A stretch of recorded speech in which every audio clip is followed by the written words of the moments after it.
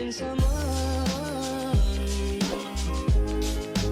love with all your heart. Missing someone,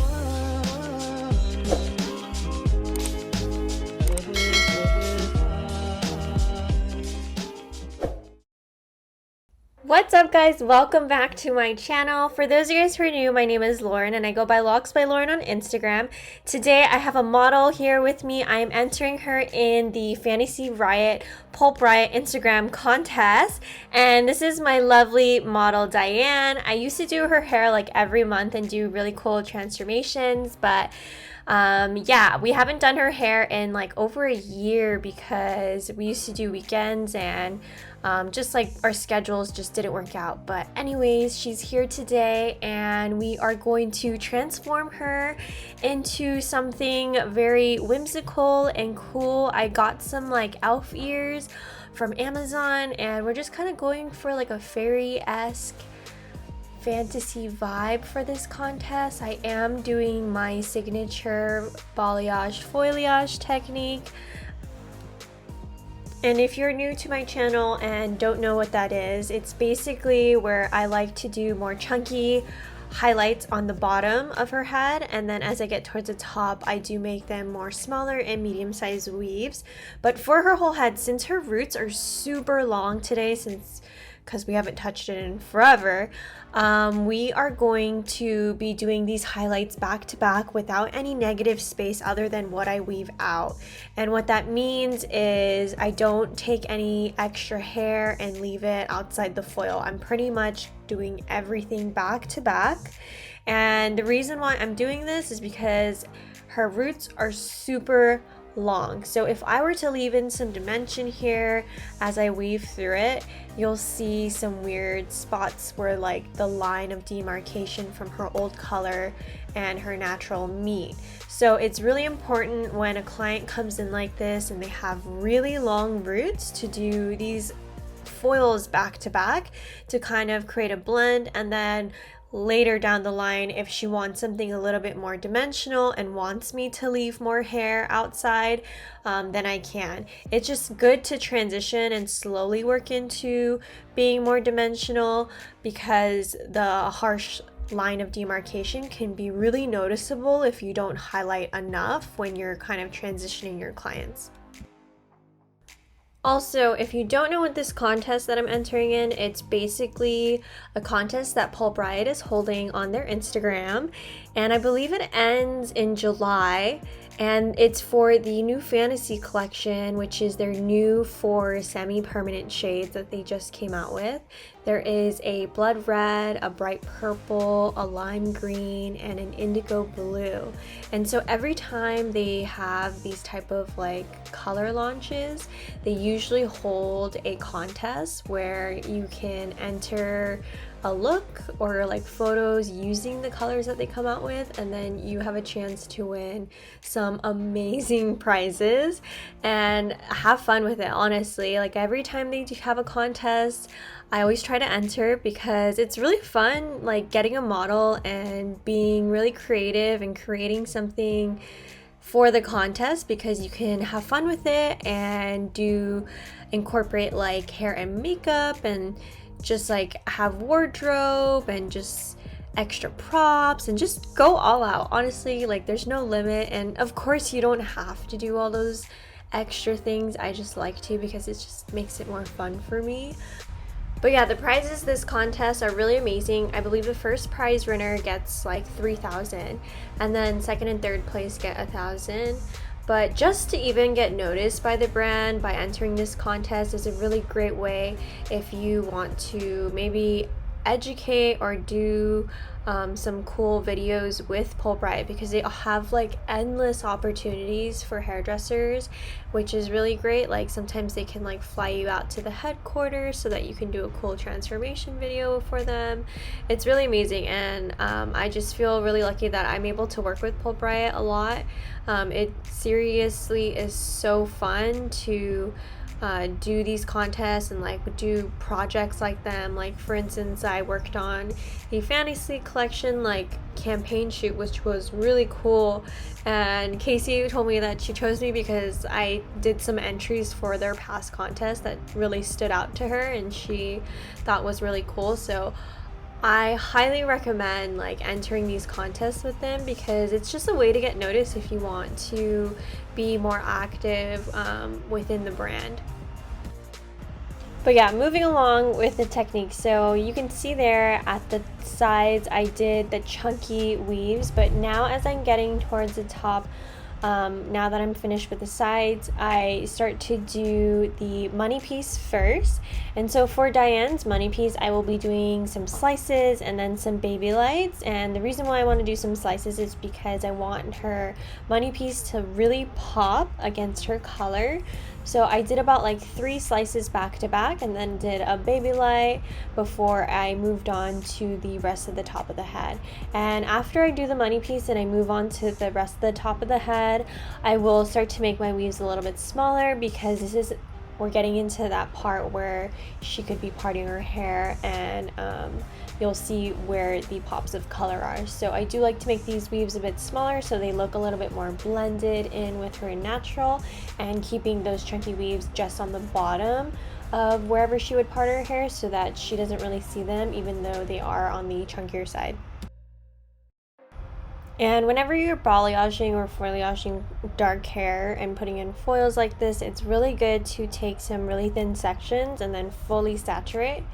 My client here, she has really thick coarse hair, so I had to make sure that I was taking thin enough sections so that her hair would lift evenly, otherwise it wouldn't. And putting in all this foils and putting in all that work, it wouldn't be very satisfying in the end if it didn't all lift all the same and evenly. So it's really important to take those really thin sections so that you ensure a clean lift.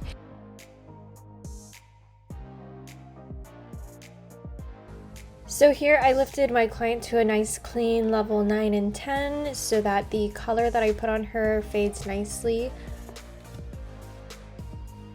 Even though we're going to be putting like a darker tone on her, I wanted the color to fade into some nice pastel tones and to match her ends where we have lightened her like pretty light. So to do that, I just lightened her pretty light for this color. Sometimes I do this, just depends how I want the color to fade, but most of the time if I do creative colors, I will lighten my clients around like a level 9 and 10 just so that the creative color tone fades nice and pastel.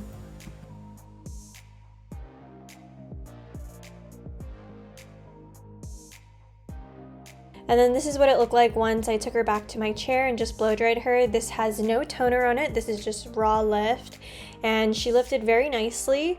You can see though that I lifted her roots just a little bit warmer than previous just because I was trying to be a little bit careful. But here I am going in with Elixir from the new Fantasy Collection, and I'm using Elixir just straight for a little baby root before I go into the next tone.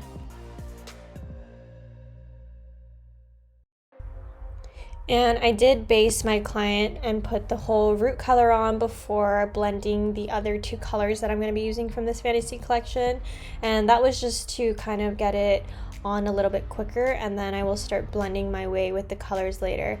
Once I did this though, I realized I probably should have did the root and the blend in quadrants. What I mean by that is she had so much hair, so by the time that I was going in with the next color, which is Sorcery right now, and then blending in the 3rd color, which you'll see is Guardian, the lime green, some of the front had already dried up, and sometimes when you're using the Pulp Riot semis, because it's conditioner base, it does dry up, so it's a little bit harder to get a nice blend if the color dries up.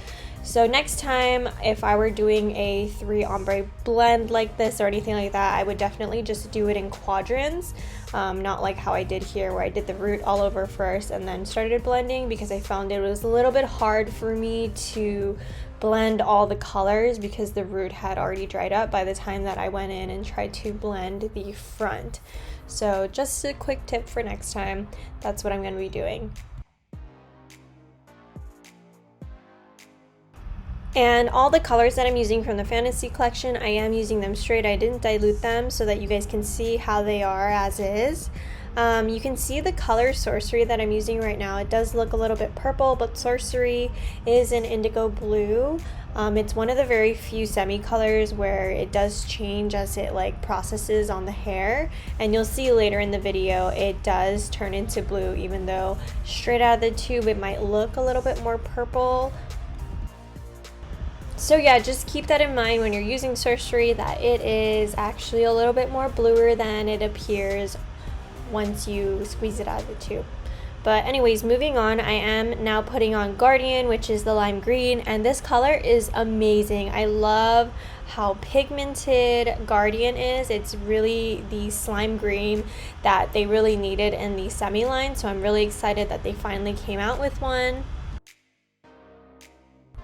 So once I was done applying her color, I started to do her makeup, and I got this Athena You Can Be face paint palette on Amazon, and this thing is really affordable, and I do liked the quality of the face paint. I thought it worked really well and it gave me what I needed, so I feel like this is definitely a keeper for any type of look that I'm going to be doing in the future. I like that I added this to my kit for any of my models because I can really do anything, and it was actually really fun and easy to use.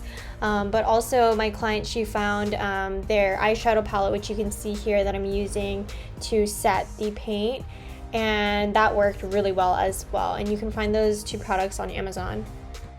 So after I rinsed out her color, I blow dried her and I started to wave her with my flat iron, and you can see I'm doing some soft beach S waves with the flat iron, and I will alternate by holding the ends and just going in and out in an S motion down her hair. And I like doing this because I can do like a custom S wave, make it a little bit tighter if I do like the increments a little bit smaller, or I can make the wave even bigger if I make the SC curves that I'm doing a little bit longer. So I really like that I can like alternate and create such a nice different texture than just using the ordinary curling iron. And it was honestly perfect for this look. I would recommend doing this if you're looking to do a different texture for curl, for any type of look. I feel like since I use the regular clamp curling iron a lot, I wanted something a little bit different for this look, so this was honestly perfect for it. Alrighty guys, so here is my finished look for the Fantasy Riot contest. I had so much fun doing this. I hope you guys that are watching decide to join and make an entry for this contest, because it's really fun to use new colors that have came out, and it's also fun to create some fun looks with it too, and just, you know, grab a model and be creative and do whatever you want. I feel like my favorite part is seeing the end result and how the whole look comes together with like the hair, makeup, wardrobe. I think that is my favorite part of doing models and these type of color transformations for you guys. But yeah, I hope you guys learned something new or feel inspired to do something fun and creative in the salon. But as always, thank you guys so much for watching and tuning in to this week's video, and I will talk to you guys next week.